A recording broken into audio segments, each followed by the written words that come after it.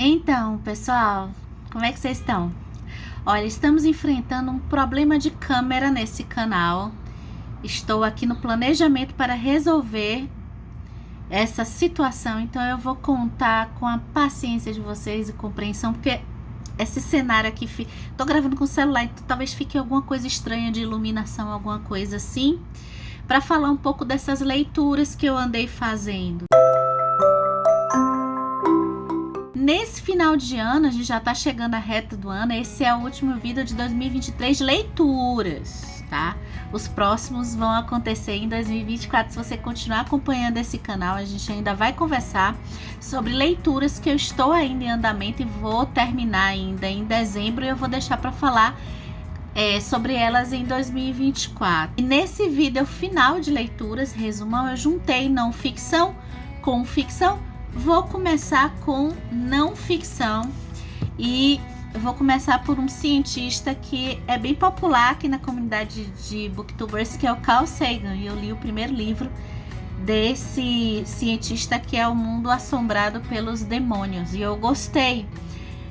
O que o Carl Sagan faz aqui? O Carl Sagan, ele vai falar sobre a importância da ciência está mais popularizada, e ao longo da história o quanto que a distância entre o conhecimento científico e as pessoas, o quanto que essa distância causou, na visão do Carl Sagan, prejuízo a muitos entendimentos. O conhecimento científico, para ele estar próximo às pessoas comuns, eu, você, acredito que nós somos, né? É algo mais difícil do que o conhecimento, as coisas ligadas às soluções sobrenaturais ou outras soluções que não são respaldadas numa pesquisa científica. E por que ele fala isso? Justamente porque essa forma de conhecimento, ufologia, extraterrestre, esses conhecimentos são tão de uma solução mágica, muito entre aspas, para as coisas, são mais fáceis de pegar, são mais fáceis de estar próximas às pessoas comuns. E a mídia, né, ele de certa forma tá um pouco pistola com todo o processo de comunicação. Todos os meios de comunicação favorecem muito esse conhecimento, a pseudociência, e nisso também ele responsabiliza um pouco a própria ciência mesmo, os próprios cientistas da academia, que estão num certo linguajar na comunicação distante mesmo das pessoas. É um livro muito válido para a gente pensar nesse. Eu acho que ele faz de certa forma um papel importante de trazer pra gente, para quem for ler aqui O Mundo Assombrado pelos Demônios, como é que a gente faz então para por que a ciência então é importante, a metodologia de conhecimento científico, de amostragem, de pesquisa, o quanto que existe um sistema ali também para outras pessoas. Não é só uma pessoa falando uma coisa que brota da cabeça que pesquisou, tem outros ali para avaliar isso. O único ponto negativo para mim, que é bem pessoal, é justamente ele é muito racionalista ao extremo. E só por uma visão de mundo pessoal, eu acho que assim, eu não poderia também esperar uma outra coisa do que alguém como ele, né? Alguém que fala tanto de espaço, pelo que eu sei, que tem um famoso Cosmos, né? Que é o livro mais conhecido dele, eu acho. E que eu não esperava outra coisa dele. Então, isso aqui me negativamente, assim, só de divergências, mas quem sou eu na fila do pão para ter uma divergência com o Carl Sagan? Me conta se vocês conhecem esse livro. Aí eu li um filósofo que eu ficava um pouco no meu radar, que é o Adorno, e que eu sabia que ele falava muito de cultura. Eu tenho esse livro dele aqui, que é Indústria Cultural e Sociedade. É só um pronunciamento dele falando um pouco sobre a mídia e toda a capitalização de uma cultura.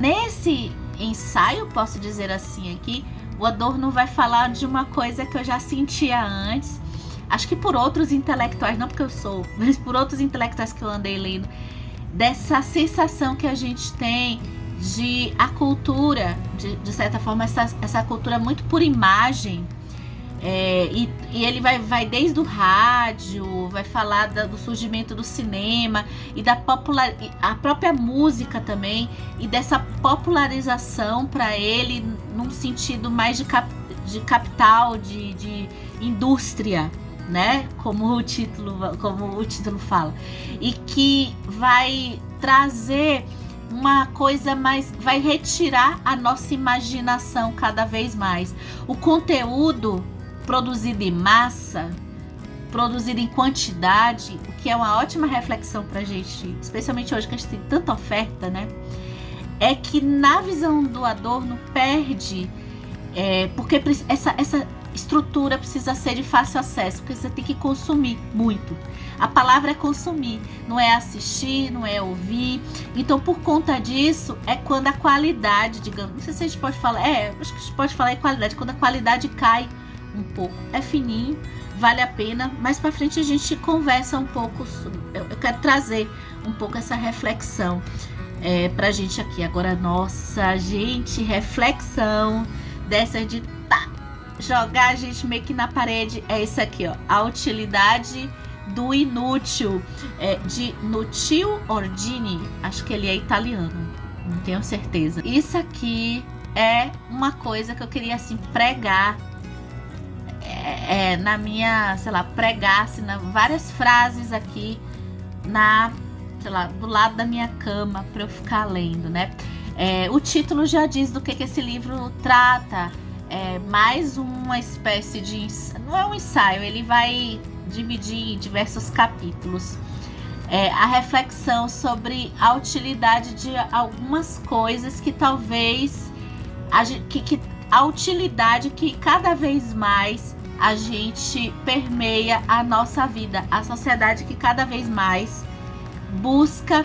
E a gente conversou sobre um livro. Não, peraí, eu vou precisar pegar ele aqui. Peraí um pouquinho. Sim, peguei. Vamos comprar um poeta. A gente falou no vídeo passado de leituras sobre ele, que é uma história de ficção muito fofa e que tem esse tema também, né? E eu tava, assim que eu terminei, acho que eu acabei pegando aqui de não ficção, essa provocação filosófica.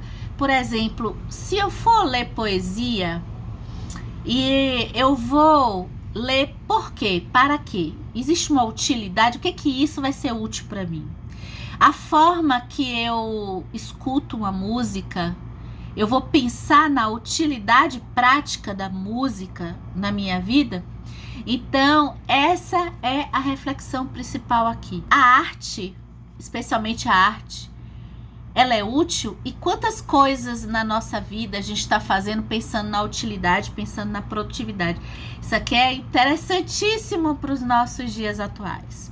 A introdução desse livro é uma das coisas mais maravilhosas que eu já li. Tendo essa reflexão, fica assim, ó.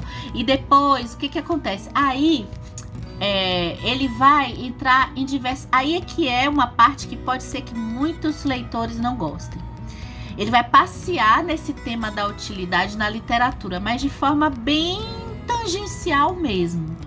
Então, a profundidade do começo do livro, muitas vezes, ela me fazia...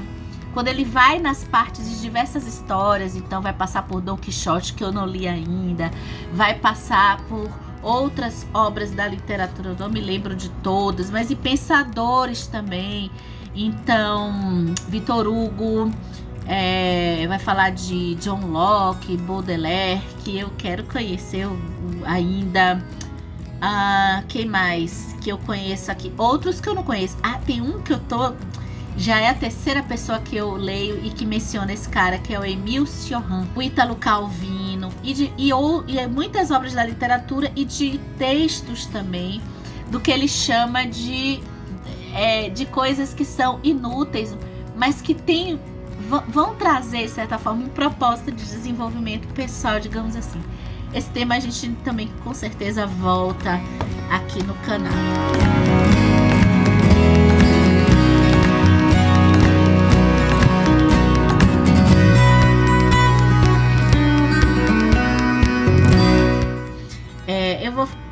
falar rapidamente do Stefan Zweig, que eu conheci, esse texto lindo, que é livro de memórias, né? A gente está mergulhando esse ano no tema das memórias aqui no canal Comparando Livros, e aqui é a sua autobiografia, titulada Autobiografia O Mundo de Ontem. Aqui a gente já vai ter bem daqui a pouquinho, você piscou, já vai sair o vídeo para a gente comentar mais sobre esse livro aqui, em que a trajetória da vida e toda a parte cultural, aqui a gente faz uma provocação em termos de cultura e privilégio e faz aquela comparação básica que a gente gosta de fazer aqui no canal. E Saindo do Forno é um outro livro que eu acho que eu vou ficar devendo mais para frente, porque eu ainda não tenho eu ainda preciso analisar ele junto com outros. É A Elite do Atraso, do Gessé Souza. Esse livro famoso que começa um assunto que me provocou bastante aqui no final do ano, que é a compreensão do funcionamento da nossa sociedade brasileira. Eu acho que eu comecei meio de trás para frente, porque o que acontece? O Gessé Souza, ele vai refutar os pensamentos de grandes sociólogos e historiadores que com certeza você já vai ter ouvido falar. Eles estão aqui, um já passou aqui no canal, que é o Florestan Fernandes, na nossa reflexão sobre a burguesia aqui no Brasil. O que é essa burguesia, que conversa muito aqui com a elite do atraso? O que essa burguesia teve do governo, né? Um governo que tanto é visto na administração pública como atraso, mudança de mentalidade, a mentalidade da virada ali da República, principalmente.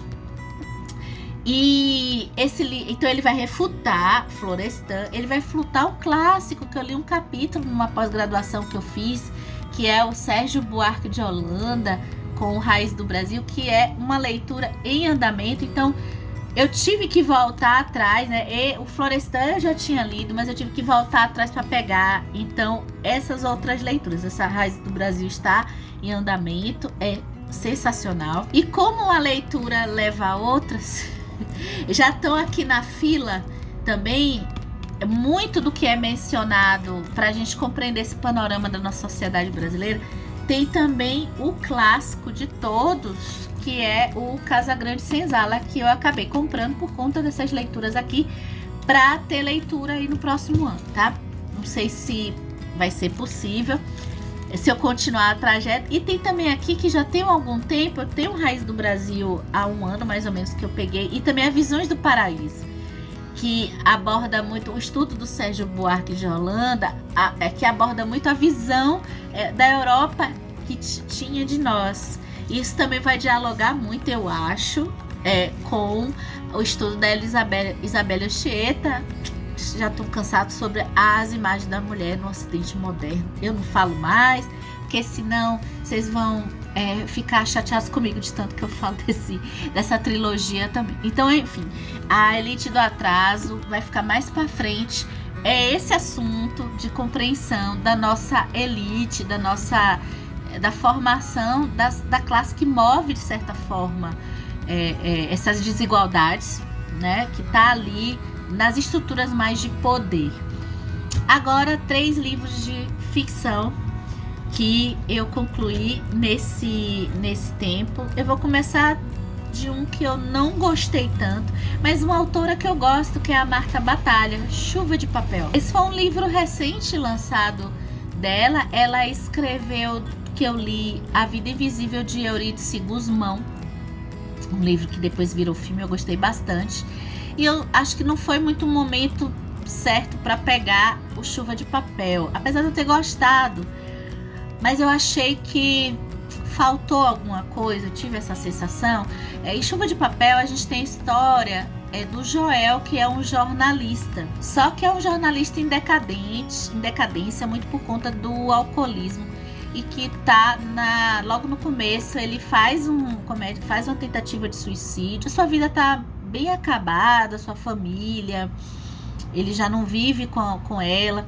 Ele faz uma tentativa mal sucedida, ainda bem, de suicídio, e um amigo vai ajudá-lo colocando ele para morar com uma senhora que é um pouco a luz dessa história, apesar do ponto focal ser o Joel, e que tem um certo interesse, ela vai meio que tomar conta dele, né? E ele fica lá se recuperando, porque ele tem algumas sequelas dessa tentativa. E a gente vai ver uma história também voltando no tempo, ambientada aí no Rio de Janeiro, nessa linha do jornalismo criminal, porque ele trabalhou nesse jornalismo criminal. Então, são tantas coisas aqui que me passavam assim pela cabeça e que eu gostei, assim, de entrar nessa coisa do sensacionalismo que a gente também já conversou aqui bastante, né? Como que esse trabalho pode beirar a sua vida e o seu emprego estarem dependentes da violência, ser a sua tarefa narrar a violência, narrar aí os crimes reais, o true crime que tá tão famoso, né?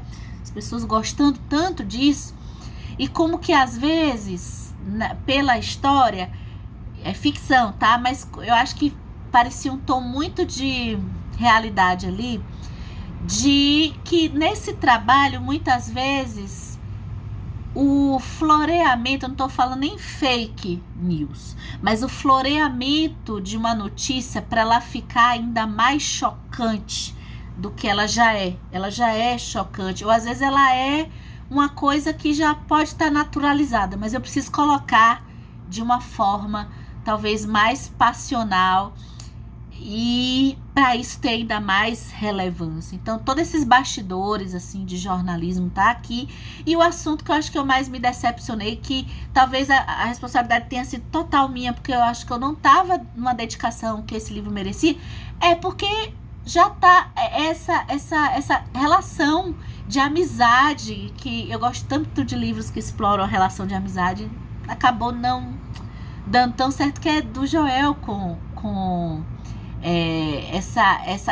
esse local que ele vai ficar, que não é só ela, tem a vizinha, né? Tem a senhora, tem a vizinha, e tem outras vidas que às vezes se relacionam e que pode trazer um desenvolvimento, né, assim, de personagens. Então, foi um livro também muito esquecível. Acabou que eu me esqueci, ia me esquecendo de partes depois que ele terminou. Diferente desses dois livros que eu vou falar agora.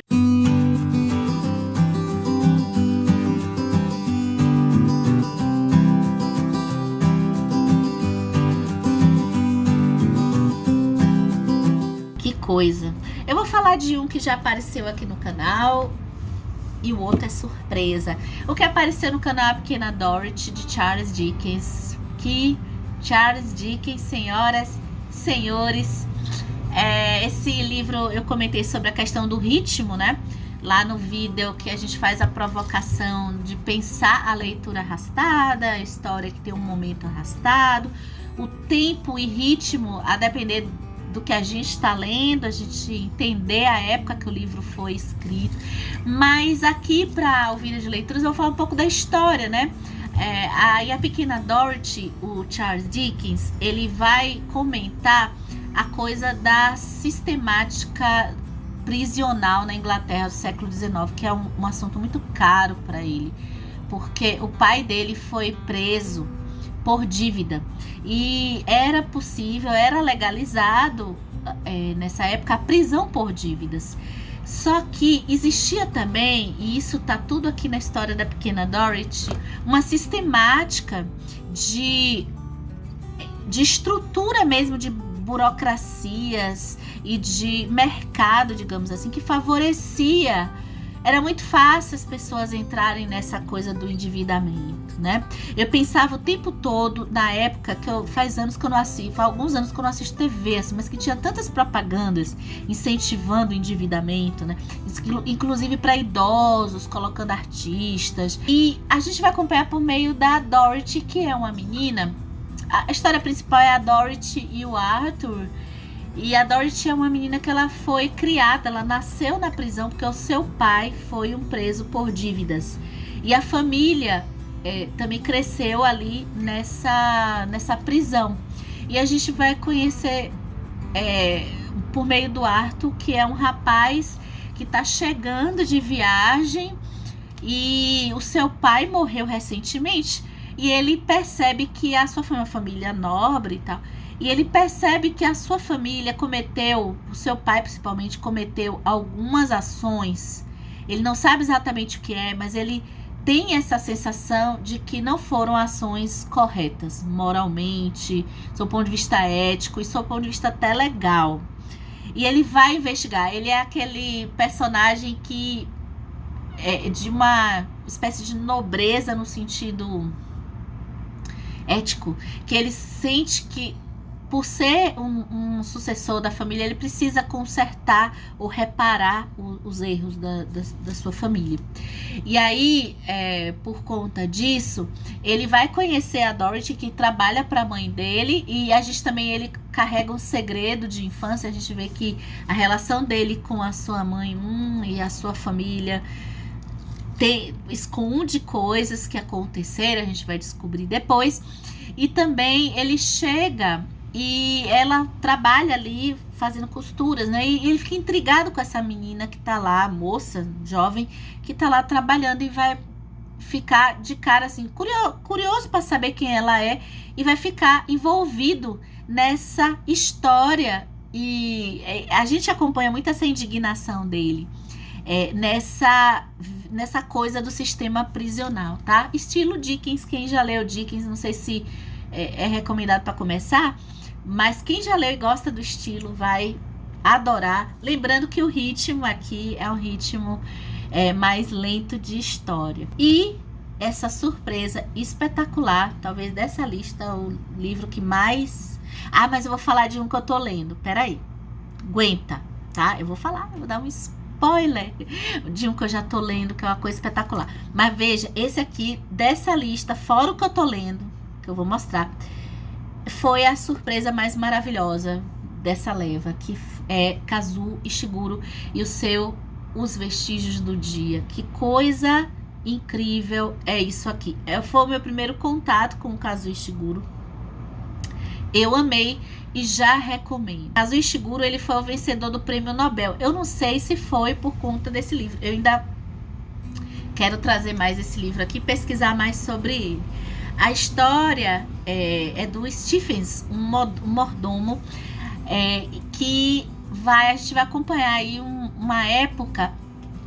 No plano presente, ele tá nas suas, acho que primeiras férias, fazendo uma viagem de carro, e ele carrega nas suas memórias o seu trabalho como mordomo em um período, para um lord inglês, aí num período que foi o período que antecede a Segunda Guerra Mundial. Então ele tem um pano de fundo político que, para mim, assim, não foi tanto que me chamou a atenção, e sim a vida do Stephens, as suas emoções, o que é essa coisa. Eu acho que ele penetra, o Ishiguro, nessa coisa que é o trabalho doméstico. Um trabalho doméstico de ultra importância, porque o mordomo aqui é meio que o chefe. Ele é, de certa forma, um chefe de todos os demais empregados. Quem assistiu a série Downton Abbey, o tempo todo, que eu tenho uma dificuldade gráfica de imaginar, aí como, eu não sei, eu via a série, a lógica da gente entender a sistemática de empregados, as emoções que eles sofrem, uma coisa de classe ali também entre eles mesmos. E muito do assunto que mais me impactou aqui nesse livro é como as emoções dessas pessoas que são empregadas e que passam, de certa forma, invisíveis para essas pessoas que tomam decisões que afetam toda uma humanidade. E as conversas passam por esses empregados, muito principalmente para o Stephens, que é talvez o empregado de nível maior aqui, trazendo ele uma relevância maior, digamos assim, mas no final das contas ele é mais um. Existe uma amizade, existe uma ausência de perceber ali um ser humano. E a cabeça dele também, do Stephens, né? A gente vai ver porque ele volta no passado para diversas situações em que ele vai fazer uma análise da sua própria vida. em que até as suas próprias emoções, a sua constituição, porque o pai dele foi também mordomo, a sua constituição como ser humano também colocava ele, suas emoções, em segundo plano. Porque a questão toda era o trabalho, era como ele deve parecer sem emoções ou com tantos protocolos que aquilo é incorporado para ele, sabe? E o principal para ele, o foco, é o trabalho, é a qualidade do trabalho dele. Tudo isso é colocado aqui nessa história. Então ele está indo encontrar uma empregada que trabalhou com ele. Eles têm os diálogos e as interações dele com essa empregada, esses pontos altos do livro. E simplesmente isso aqui é incrível. Eu quero ler mais Kazuo Ishiguro. Esse homem, ele tem uma estética de escrita. A gente depois pro futuro ainda vai fazer um vídeo de estética, de gosto na estética do texto, que é linda no meu gosto. Acho que toda aquela dificuldade que eu venho narrando, que eu tenho um pouco com a literatura oriental, não cabe aqui, porque o Kazuo Ishiguro, apesar de ser japonês, ele viveu desde a infância na Inglaterra. Então, não é um estilo oriental de narrativa, tá? O que me ajudou, né? Para mim foi até positivo nesse sentido. E para terminar, eu vou até pegar aqui, peraí. Vocês vão ver aqui a pessoa, porque tá usando de tripé, eu falar dessa coisa que tá em andamento, que tá sendo uma das coisas mais incríveis desse ano. Eu não pensei que nada pudesse superar o Sonho e a Fúria. Quem acompanha aqui, né? Que é isso aqui, ó. Eu já mostrei lá no Instagram, ó. Tá, porque eu tava com a mão só, que eu tô segurando. Grande Sertão Veredas de Guimarães Rosa. Deixa aqui nos comentários se você já leu isso aqui. Tô aqui, ó, na metade, ó. Olha pra isso, tô na metade. Vai ter vlog pro ano que vem. Se você ficar acompanhando esse canal, você vai dividir essas emoções comigo. Eu não vejo a hora, gente. Eu tô gravando, já gravei várias partes do vlog. Eu não vejo a hora assim de ter a resposta de vocês, de estar conversando com vocês sobre esse livro aqui, tá? Eu acho que a gente pode encerrar o vídeo de leituras. Mas temos especial em dezembro, hein? Com vários vídeos especiais de fim de ano no CCL.